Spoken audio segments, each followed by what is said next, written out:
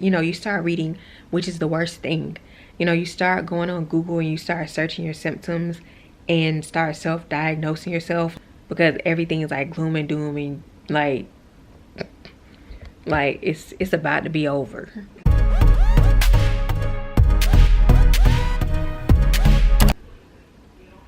Alright, so hey everybody, it is Chastity Elise. I'm back today for another video. This one I want to make it really short. It's just going to be like a quick update. It's already like, I want to say it's like 11 o'clock here now, but, and I apologize like if you hear any background noise. My dad's in the other room listening and or watching like his Cowboys and stuff. But anyway, just as a update to what's going on, so this is currently what my arm looks like right now. So I don't know why I look so bad on camera, but it's honestly not that bad, you all. It's actually healing up really well. And I've actually been calling Daddy.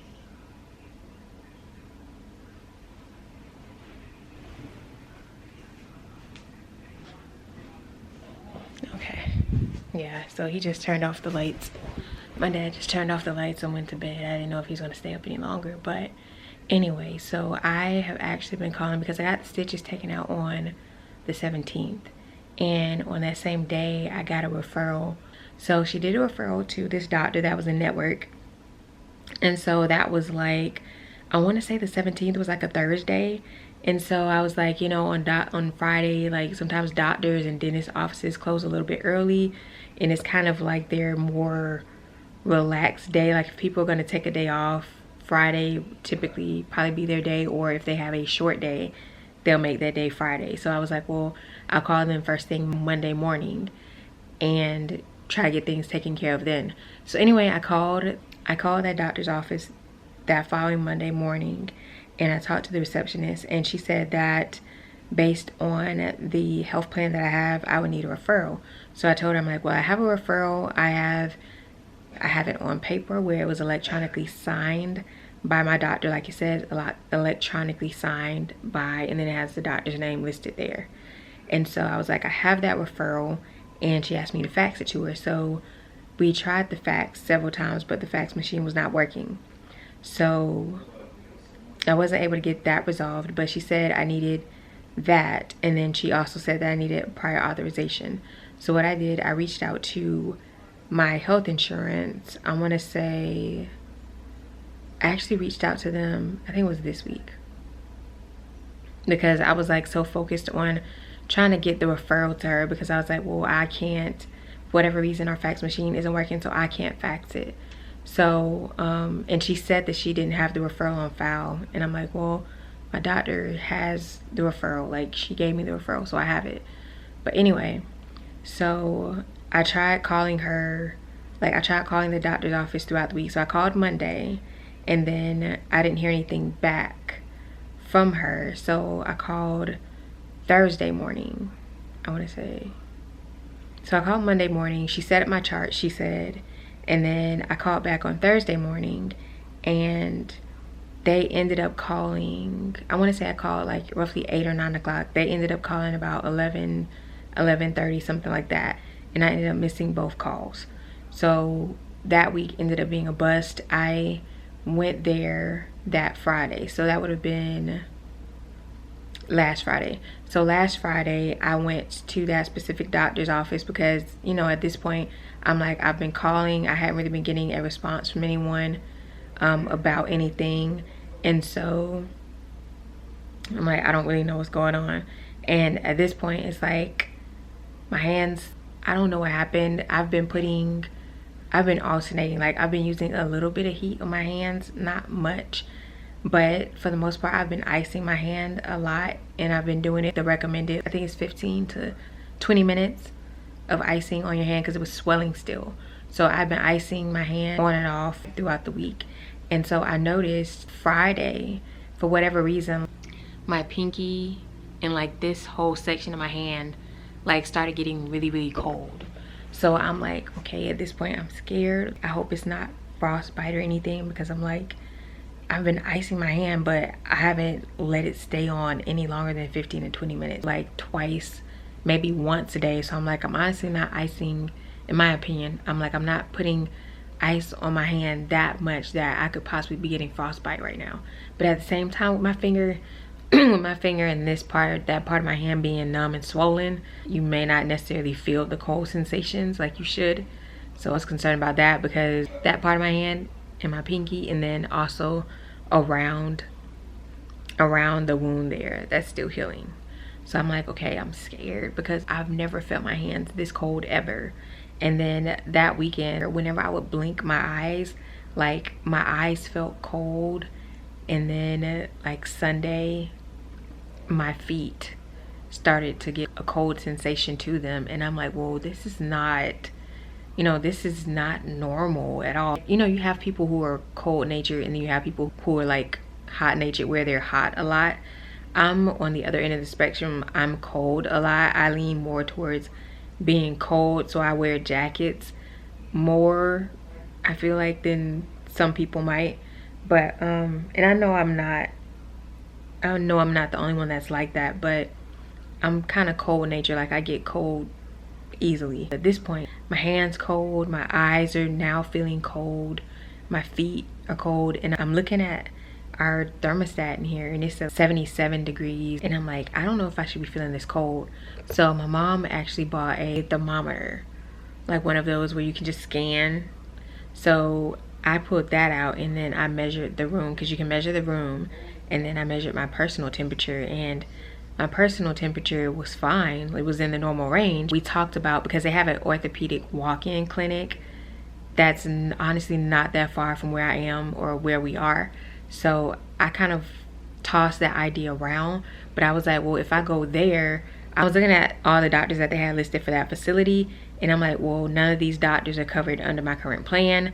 So if I go there and they see me, then we're gonna have to pay out of pocket. Not that that's a problem, but if you have health insurance and you're paying your monthly premiums, and like, I've had this insurance for at least the past 3 or 4 years, and they've never paid out any claims for me except for one OBGYN visit a year. They can at least cover these services. So I'm like, you know, I'm gonna do whatever I can to make sure that they're paying out this, because I'm paying for the benefit. Granted, you know, you've got deductibles and things like that, but still you're getting some kind of benefit out of it, even if you have to pay like a certain deductible before your actual coverage and benefits will kick in. So anyway, I tossed that idea around that Friday, but then after the weekend that I had with the cold sensations and stuff, and it was like really just throwing me off, I decided on Monday, and I was like, okay, well, I'm gonna work through the day, and then I'll see about going to the orthopedic walk-in clinic. So we ended up going there, and it was about, because they close at 8. They close at 8 p.m. So we ended up going maybe like around 6 o'clock or something like that. The facility, honestly, it wasn't that busy. So we went there, and I kind of explained my situation to the lady that was at the desk, and she pretty much told me, she was like, well, with the issue that you're having, I would suggest you go to one of our specialists. And so she ended up booking me an appointment. So I did a whole runaround for a whole week trying to get an appointment with this girl at this other office, and she was able to go and get me an appointment in minutes. That was Monday. So she made an appointment for me that Monday to go in the following day on Tuesday.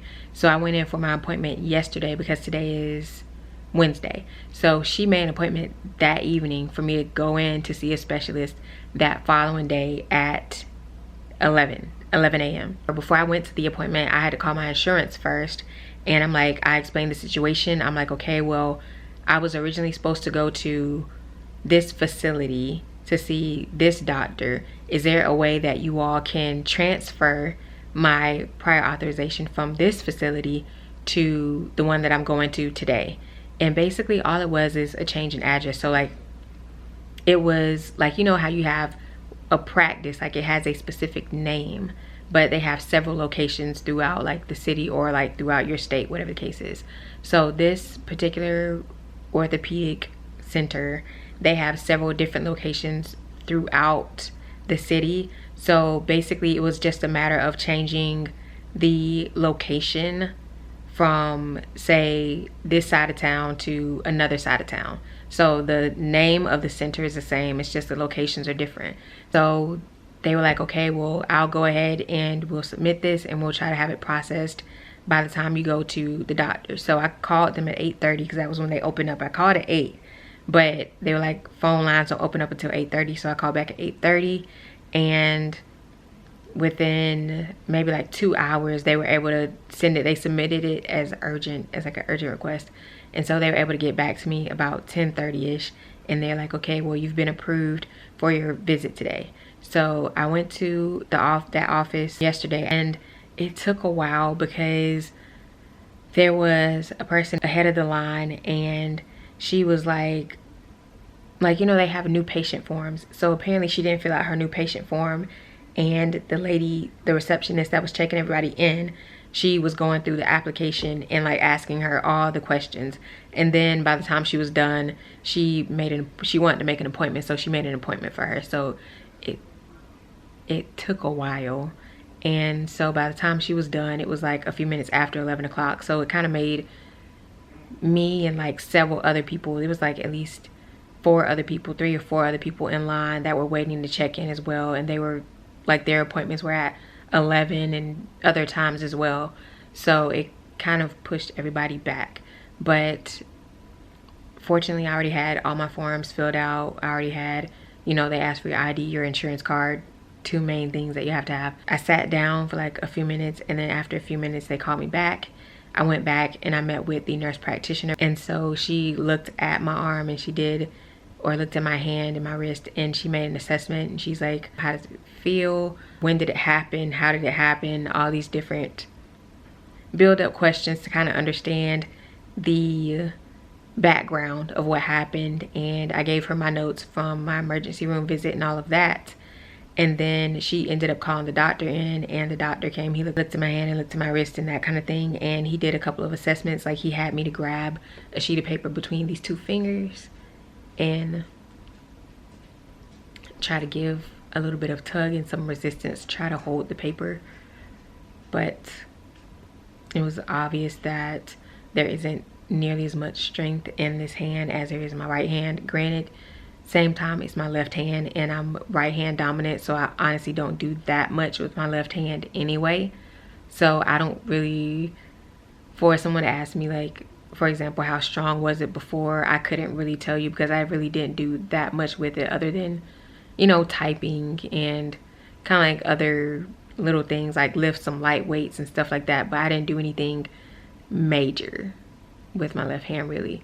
But he just had questions. Like, he asked, how did my hand feel as far as the sensation in these fingers right after the accident. Honestly, I wasn't even like thinking about how my fingers felt, because I was honestly in shock at seeing all the blood that was gushing out. And you know, this, the whole experience was very new for me. I really wasn't focused on the feeling in this hand at that time. But obviously he said what I know, and I'm sure a lot of you all know, is that I should have, you know, if in these types of situations, if you're recommended, like I was recommended to go to a specialist, or at least set an appointment for a specialist the following day. And so he was like, you know, if it was suggested for you to go to an orthopedic specialist the following day, then you should have gone to him. And you know, if they had to do surgery at that time, they could have done it, and your recovery results and, you know, your recovery time and all of that stuff would be a lot better, you know, or the potential for a full recovery at that time would have been much better. So the way that he explained it to me is that with the ulnar nerve, you can either nick it, or in this case, he thinks that I possibly cut it in half. In which case, if I had gone and had the surgery done right after, they could have just done the stitching or done the surgery to reattach the nerve at those points, because the cut was fresh. But now, because it's been some time since the injury occurred, they're going to have to go back in, and they're going to have to cut scar tissue on both ends of the nerves, and then they're going to have to depending on how much of a gap it is, they may have to go to their nerve bank, and they might have to pull from the nerve bank and try to fill that gap in between the two new cuts of nerve that they're gonna make.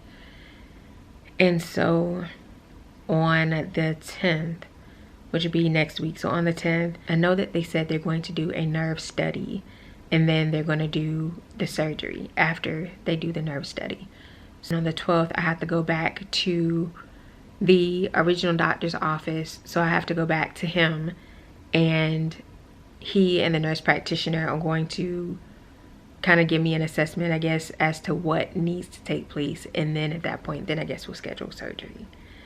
But that's where we are now.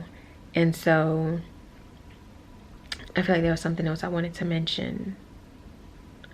Okay, and then another thing, of course, he said, like, with nerves, like, even if you look this up online, with nerves, it takes a while for nerves to grow back and to completely heal. So it's obviously not something that's going to happen overnight. So in the meantime, I'm still going to have to be making these videos. I'm still going to be working on doing these videos for you all. But I just won't be doing a lot of heavy lifting or anything like that with this hand.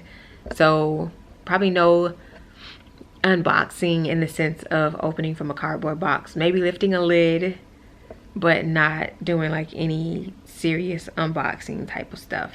I can still do hauls and that kind of thing. But is there anything else that I need to? I feel like there's something else that I wanted to mention. Oh, something that my mother pointed out. So she realized this like a couple days ago. So she was like looking at my injured hand, and she's like, oh, she's like, you know, you injured your left hand. She's like, your dad's left hand is the one that's injured too. Oh, and then also my arm's getting tired. Okay, but also about the cold sensation. So I asked about that, and I'm like, is that something that I should be worried about? Because I don't want to have potentially like a frostbitten hand. And you know, you start reading, which is the worst thing, you know, you start going on Google and you start searching your symptoms and start self-diagnosing yourself. Like, you go from like skin eating amoeba to like you're about to die and you only got so much time to live. So like Google is honestly like one of the worst, and I'm sure you all know, because everything is like gloom and doom, and like it's about to be over.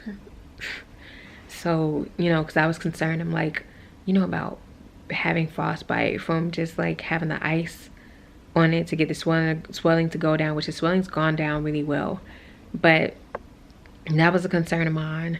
And then also, like, you know, you may have heard of gangrene, where it's like after kind of like the blood doesn't circulate, and you know, your limbs and things like that start to turn kind of like a black coloration, and then you have to get things amputated and that kind of thing. And so I was like concerned about those types of things. And so the nurse practitioner did explain to me, she's like, you know, that's what you were experiencing is normal for kind of like nerve damage. So what you're experiencing is normal. You know, you have issues with cold, feeling cold sensations, that kind of thing. So she was like, oh, if you want to, you can wear a glove or whatever to bed, but it's not anything that you should be majorly concerned about. It's not anything like where you have to be concerned about either one of those conditions. So I'm like, okay, good. Still been trying to keep my hand warm, but I haven't, like, I was literally like, I have a glove in there where it has like gel pads that you can heat up. And so I was doing that like every couple of hours or so, or like going to the bathroom and just kind of like soaking my hand in really warm water, or like I pulled out kind of like a thing, like a little tub to soak my hand in hot or in warm water. If you look at my hand though, it looks perfectly normal. So it feels cold, but for it to feel so cold, it still has its regular coloration. It hasn't changed at all. The blood's circulating, but for whatever reason, it's just really cold due to the nerves. So, and I mean, it's been like that for several days now, for not quite a week, but it'll be a week in a couple of days. So anyway, I've just been trying to keep it warm, you know, as I can. But one of the ways, of course, to keep your hand or like any body part that's cold, try to keep it warm, put it near your core. So when I was sleeping, I would put my hand on my stomach just to keep it warm.